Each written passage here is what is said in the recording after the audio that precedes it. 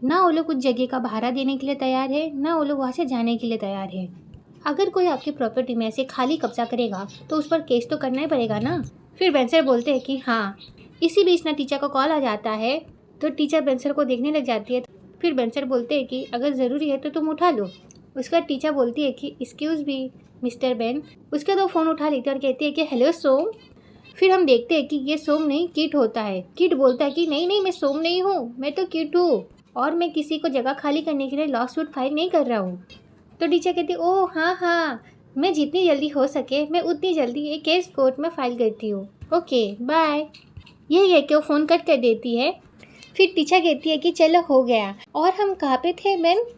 फिर हम यहाँ पे किट को देखते हैं जो हेलो हेलो किए जा रहा होता है। फिर वहाँ पे डाला जाता है और कहती है कि क्या चल रहा है किट? तो किट बोलता है कि टीचर ने मुझे मैसेज करके बोला 1 मिनट के लिए उसे फ़ोन करूँ, उससे बात करनी है। और जब मैंने उसे फ़ोन किया उसने मुझे किट ने सोम बुलाया और वो अजीब अजीब बातें किए जा रही थी, मुझे कुछ समझ नहीं आ रहा था। ये सुन के डाला कहती है कि जब मेरी बात हुई उनसे, उन्होंने तो कहा कि उनके साथ लंच कर रहे हैं। फिर हम बेंसर और टीचर को देखते हैं। बेंसर टीचर को बोलते हैं कि तो तुम्हारे हाथ में कितने केसेस है?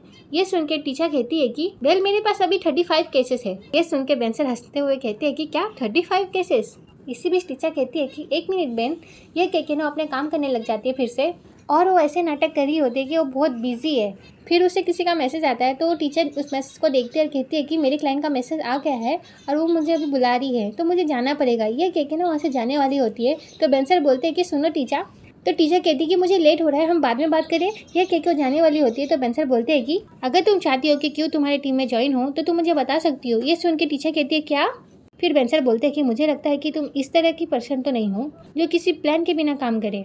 मुझे पता है कि तुम अपने आप को इतना बिजी रख रही हो, इसका कोई ना कोई तो रीज़न ज़रूर होगा, है ना? मैंने सही कहा ना? ये सुनकर टीचर शॉक हो जाती है और बेंसर बोलते हैं कि तुमने उस ट्रिक को केस जीतने में इस्तेमाल किया, मुझे अच्छा लगा, लेकिन तुम ना वो ट्रिक्स मेरे पर मत यूज़ करो। ये सुन के टीचर को बिल्कुल अच्छा नहीं लगता। हाँ उसने ऐसा किया था, पर उसको क्या पता था कि बेंसर उसको पकड़ लेगा और इस तरह से बोलेंगे। तो टीचर ना एकदम चुप हो जाती है। उसके बाद हम टीचर बेंसर को देखते हैं जो वहाँ से जा रहे होते हैं और टीचर बोलती है बेंसर से, मुझे माफ़ करना मिस्टर बेन, मुझे ना क्यू के लिए बुरा लगता है।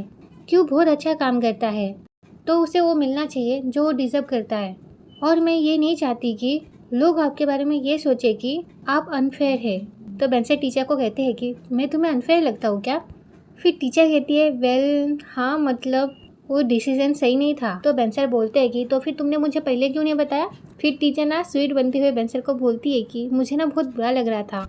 ये सुन के बेंसर बोलते हैं कि आई होप कि ये फिर से नहीं होगा।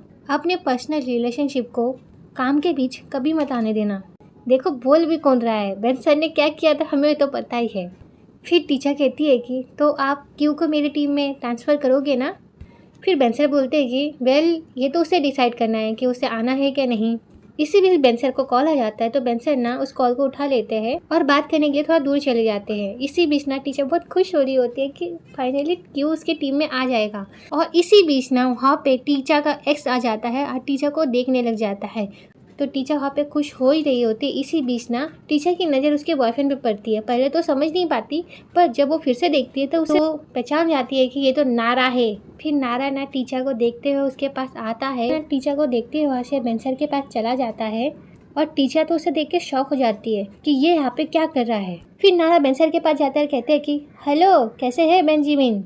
और बेंसर जब नारा को देखते हैं तो कहते हैं ओ नारा, काफ़ी दिनों बाद मिले, सब ठीक तो है ना? और ये सारी चीज़ें देख के टीचर तो शॉक हो जाती है। फिर नारा बोलता है कि आई होप कि आप ठीक है बेंजामिन, आपकी बातों से ऐसा लग रहा है कि हमारे बीच दूरियां बढ़ गई है। तो बेंसर हंसते हुए बोलते हैं कि ऐसी कोई बात नहीं है। तो नारा कहते हैं कि ऐसे आप ठीक तो है ना? तो बेंसर बोलते हैं हाँ मैं ठीक हूँ, थैंक यू मेरे बारे में पूछने के लिए। फिर नारा बोलता है कि सुनने में आया है कि आप रॉ से हार्वे की एमडी बन गए हैं। तो बेंसर बोलते हैं कि हाँ, काफ़ी मुश्किल रास्ता रहा।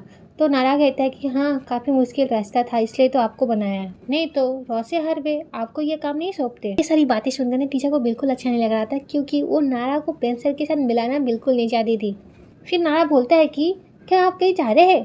तो बेंसर बोलते हैं कि हाँ ऐसे मैं अभी जा ही रहा था। इसी बीच बेंसर बोलते हैं कि टीचर टीचर यहाँ पे आओ, प्लीज़ यहाँ पे आओ। फिर वो नारा को कहते हैं कि ये टीचर कौन है? ये रॉ से हार्वे की टॉप फीमेल लॉयर है। फिर वो टीचर को कहते हैं कि टीचर ये सन नारा है, ये थाईलैंड के बहुत मशहूर लॉयर है।